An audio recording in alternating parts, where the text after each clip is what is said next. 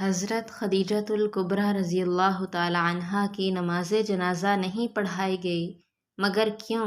جاننے کے لیے ویڈیو کو آخر تک ضرور دیکھیں، اور ہاں، اگر آپ نے ابھی تک ہمارے چینل کو سبسکرائب نہیں کیا تو پلیز ضرور کر دیں۔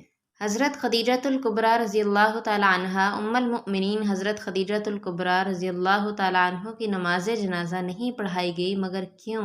حضرت خدیجۃ الکبریٰ رضی اللہ تعالی عنہا کی وفات کے دن رمضان ہونے کے باوجود کسی نے روزہ کیوں نہیں رکھا تھا؟ حضرت خدیجۃ الکبریٰ رضی اللہ تعالی عنہا کی وفات کے سال کو عام الحزن کیوں کہا جاتا ہے؟ حضرت خدیجہ رضی اللہ تعالی عنہا وہ پہلی خاتون ہیں جنہیں قرآن مجید کی روح سے سب سے پہلے ام المؤمنین ہونے کا شرف حاصل تھا۔ اس کے علاوہ ذاتی طور پر قرآن مجید میں آپ کے ایثار و قربانی کا تذکرہ ہے۔ پیغمبر اسلام حضرت محمد مصطفیٰ صلی اللہ علیہ وآلہ وسلم سے شادی سے پہلے حضرت خدیجہ رضی اللہ تعالی عنہا بہت بڑے کاروبار کی مالک تھیں۔ آپ کے عظیم تجارت میں 8000 اونٹ تھے، جن کے ذریعے شام، یمن، مصر وغیرہ کی طرف برابر آپ کا سامان تجارت جاتا رہتا تھا۔ شادی کے بعد آپ نے سارا مال اور ساری دولت حضور نبی کریم صلی اللہ علیہ وآلہ وسلم کے قدموں میں ڈال دی تاکہ اسلام کی نشوونما کے کام آ سکے۔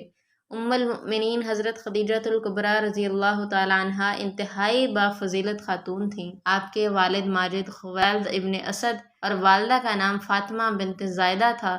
ان دونوں کا سلسلہ نسب آگے جا کر حضور نبی کریم صلی اللہ علیہ وآلہ وسلم کے سلسلہ نسب سے مل جاتا ہے، اور اس طرح آپ کی ذات گرامی حسب نسب کے اعتبار سے اس لائق تھی کہ زینت خانہ پیغمبر مصطفیٰ صلی اللہ علیہ وآلہ وسلم بن سکے۔ آپ کی ولادت سال قبض عام الفیل اور 56 سال قبل از ہجرت نبوی صلی اللہ علیہ وآلہ وسلم ہوئی۔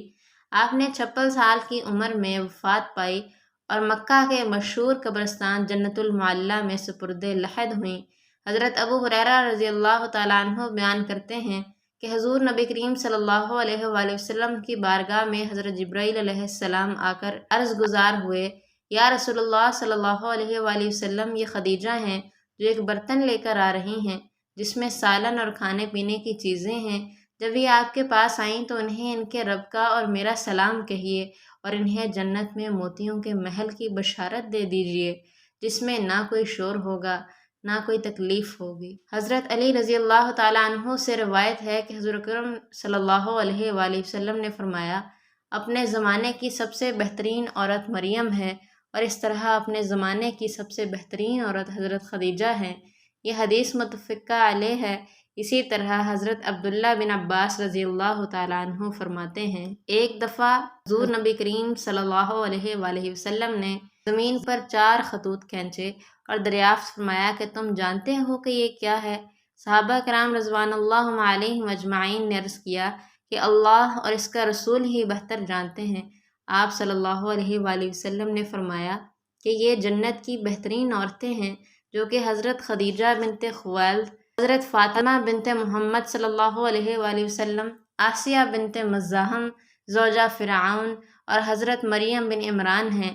10 رمضان المبارک ام المؤمنین حضرت خدیجہ رضی اللہ تعالی عنہا کا یوم وفات ہے۔ حضرت خدیجہ رضی اللہ تعالی عنہا حضور نبی کریم صلی اللہ علیہ وآلہ وسلم کی پہلی زوجہ محترمہ تھیں۔ حضور اکرم صلی اللہ علیہ وآلہ وسلم کا حضرت خدیجہ رضی اللہ تعالی عنہا کے ساتھ محبت کا یہ عالم تھا کہ ان کی زندگی کے دوران آپ صلی اللہ علیہ وآلہ وسلم نے دوسرا نکاح نہیں فرمایا تھا۔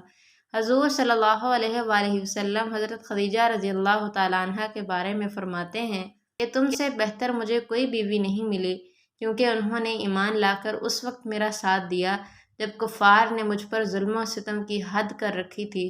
انہوں نے اس وقت میری مالی مدد کی جب دوسروں نے مجھے اس سے محروم کر رکھا تھا۔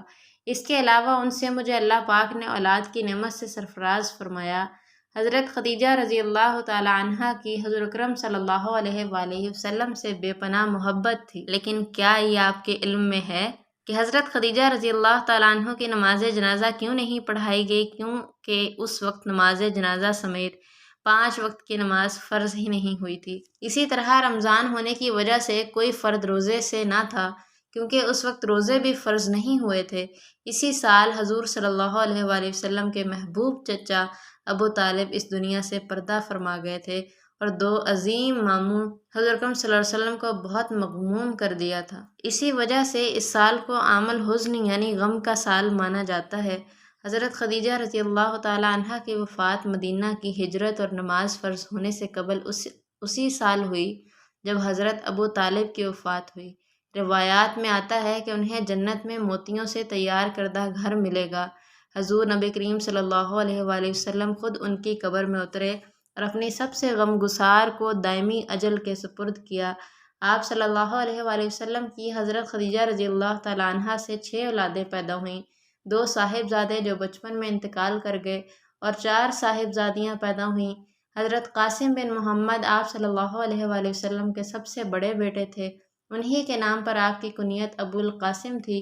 ان کے بعد حضرت زینب بنت محمد صلی اللہ علیہ وآلہ وسلم آپ کی سب سے بڑی صاحبزادی تھیں۔ ان کے بعد حضرت عبداللہ بنت محمد بہت کم عمر پائی، چونکہ زمانہ نبوت میں پیدا ہوئے اسی لیے طیب و طاہر کے لقب سے مشہور تھے۔ ان کے بعد حضرت رقیہ بنت محمد صلی اللہ علیہ وآلہ وسلم اور ان کے بعد حضرت کلثوم بنت محمد صلی اللہ علیہ وآلہ وسلم اور آخر میں سیدہ کائنات حضرت فاطمہ رضی اللہ تعالیٰ عنہا پیدا ہوئیں۔ ان سب کی پیدائش میں 1 سال کا فرق تھا۔ حضرت خدیجہ رضی اللہ تعالیٰ عنہا اپنی اولاد کو بہت چاہتی تھیں، کیونکہ یہ مالی طور پر مستحکم تھیں، اس لیے عقبہ کی لونڈی سلمہ کو بچوں کی پرورش پر مقرر کیا۔ وہ ان کو کھلاتی اور دودھ پلاتی تھیں۔ ازواج مطہرات میں حضرت خدیجہ رضی اللہ تعالیٰ عنہا کو بعض خصوصیات حاصل ہیں۔ وہ آپ صلی اللہ علیہ وآلہ وسلم کی پہلی بیوی ہیں۔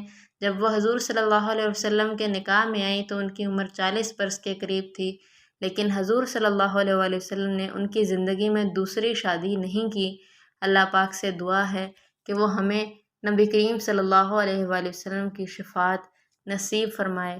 آمین ثم آمین۔